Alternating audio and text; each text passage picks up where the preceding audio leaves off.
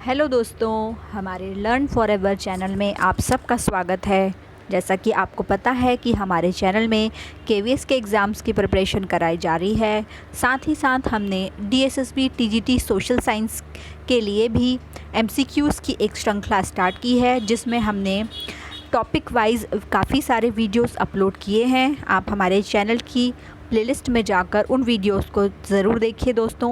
और उसके पहले आप हमारे चैनल को लाइक, शेयर और सब्सक्राइब ज़रूर कीजिए, ताकि आपको हमारे वीडियोस का अपडेट पहले से ही मिल जाए।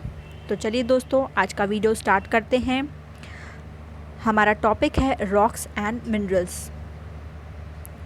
तो देखते हैं चट्टानों के प्रकार के बारे में। टाइप्स ऑफ रॉक्स, जिसमें पहला है इग्नियस रॉक्स, दूसरा है सेडिमेंट्री रॉक्स और तीसरा है मेटामॉर्फिक रॉक्स। तो दोस्तों, इन्हीं रॉक से रिलेटेड कुछ हम प्रश्न देखेंगे। तो आज का पहला प्रश्न है, आग्नेय चट्टानें किसे कहते हैं? तो दोस्तों, भूपटल पर जब लावा ठंडा हो जाता है और उससे जो चट्टानें बनती हैं, उन्हें आग्नेय चट्टानें कहते हैं। अगला प्रश्न, कौन सी चट्टान पुनः प्रस्तुतिकरण की प्रक्रिया से गुजरकर मौजूदा चट्टानों से बनती है? तो वह चट्टानें होती हैं रूपांतरित चट्टानें। अगला प्रश्न, किस चट्टान को प्राथमिक चट्टान के रूप में भी जाना जाता है? तो आग्नेय चट्टान को प्राथमिक चट्टान के रूप में भी जाना जाता है। अगला प्रश्न, किस चट्टान की संरचना परतदार होती है? तो अवसादी चट्टानें जो होती हैं वे परतदार होती हैं। अगला प्रश्न, बैथोलिथ क्या है?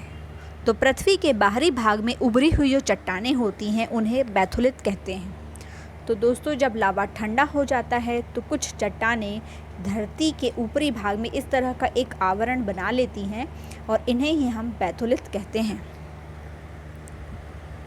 अगला प्रश्न, लैकोलिथ क्या है? तो मैग्मा द्वारा निर्मित एक अंतर्जातीय चट्टान। दोस्तों, जिस तरह से जो बैथोलिथ होता है यह पृथ्वी के ऊपरी भाग में एक गुंबदाकार आकृति लेता है, उसी प्रकार जो लैकोलिथ होता है वो एक आंतरिक भाग में एक गुंबदाकार आकृति लेता है। इसे लैकोलिथ कहते हैं। अगला प्रश्न, सिल क्या है? तो एक परत के रूप में अग्नि चट्टान को जो समूह होता है वह सिल है। तो सिल दोस्तों कुछ इस तरह की आकृति होती है जिसमें परतों के ऊपर परतें जो होती हैं वह सिल कहलाती हैं। फैकोलिथ क्या है? ज्वालामुखी उद्गार के समय मोड़ द्वारा पर्वतों की अवनति और अभिनति में मैग्मा ठंडा हो जाए उसे फैकोलिथ कहते हैं। अगला प्रश्न, स्टॉक क्या है? मैग्मा द्वारा निर्मित छोटी चट्टानें जिनका क्षेत्रफल 100 वर्ग किलोमीटर का होता है उन्हें हम स्टॉक कहते हैं। अगला प्रश्न, आग्नेय चट्टानों की विशेषताएं क्या हैं? दोस्तों, अक्सर हमें प्रश्न में ऑप्शन आते हैं कि आग्नेय चट्टानों की विशेषताएं कौन सी हैं या कौन सी आग्नेय चट्टानों की विशेषता नहीं है।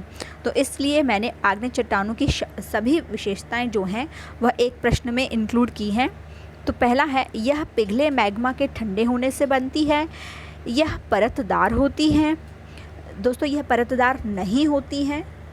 आग्नेय चट्टानें परतदार नहीं होती हैं, इनमें जीवाश्म नहीं होते, यह अत्यंत कठोर होती हैं और इनमें अधिकतर धात्विक खनिज जैसे कि लोहा, सोना, चांदी यह पाया जाता है। अगला प्रश्न, जलज चट्टानें क्या हैं? तो अवसादी चट्टानों को जलज चट्टान भी कहा जाता है। वह खनिज जिससे धातु को लाभप्रद रूप से निकाला जा सकता है, तो यह है अयस्क। अगला प्रश्न, चूना पत्थर और संगमरमर में क्या संबंध है? तो इनसे हमें क्या मिलता है? कैल्शियम। अगला प्रश्न, अवसादी चट्टानों की विशेषताएं। दोस्तों, अभी हमने आग्नेय चट्टानों की विशेषताएं देखी थी, अब हम देखते हैं अवसादी चट्टानों की विशेषताएं। तो यह परतदार होती हैं, इनमें जैविक व अजैविक पदार्थ होते हैं और इनमें जीवाश्म भी पाया जाता है। अगला प्रश्न, खनिज बनते हैं। तो दोस्तों, चट्टानों से ही खनिजों का निर्माण होता है। चट्टानों में परतों के नीचे कई प्रकार के खनिज पाए जाते हैं। अगला प्रश्न, चट्टानों और पृथ्वी के पपड़ी के बारे में अध्ययन करने वाले क्या कहलाते हैं? तो ये कहलाते हैं भूवैज्ञानिक। कोयला और पेट्रोलियम किस प्रकार की चट्टानों में पाया जाता है? तो यह पाया जाता है तलछटी चट्टानों में। पृथ्वी की पपड़ी में कौन सी धातु प्रचुर मात्रा में पाई जाती है? तो यह पाई जाती है एल्यूमिनियम। अगला प्रश्न, पृथ्वी की सतह के नीचे रखने पर निकली हुई चट्टान क्या होती है? तो यह कहलाती है मैग्मा। और जब निकली हुई चट्टान पृथ्वी की सतह से बाहर लिक्विड रूप में आती है तो इसे कहते हैं लावा। अगला प्रश्न, मिट्टी के रासायनिक क्षरण के एजेंट के रूप में कौन कार्य करता है? तो यह करता है भूमिगत जल। दोस्तों यह क्षरण है, क्षरण। अगला प्रश्न, रासायनिक अपक्षय के लिए कौन सी आदर्श परिस्थिति है? तो गर्म और आर्द्र। मृदा अपरदन को कैसे रोका जा सकता है? तो बड़े पैमाने पर पौधे लगाकर मृदा अपरदन को रोका जा सकता है। मरुस्थलीय क्षेत्र में अवशिष्ट पहाड़ी को क्या कहते हैं? तो इंसलबर्ग कहा जाता है। मरुस्थलीय क्षेत्र में अवशिष्ट पहाड़ी को इंसलबर्ग कहा जाता है। अगला प्रश्न, हीमोड क्या है? ये हीमोड है दोस्तों। हीमोड क्या है? तो हिमनाद द्वारा परिवहन किए गए जो पदार्थ होते हैं, नदियाँ जो अपने साथ बहाकर जो पदार्थ लाती हैं वो हीमोड कहलाते हैं। हीमोड है दोस्तों, ये हीमोड लिख देती हूँ मैं यहाँ पर, हीमोड, ये हीमोड है। अगला प्रश्न, कायांतरित चट्टान क्या है? आग्नेय चट्टानों पर जब अधिक भार ताप लगाया जाता है तो कार्यांतरित चट्टानों का निर्माण होता है। अगला प्रश्न, चट्टानों के अध्ययन को क्या कहते हैं?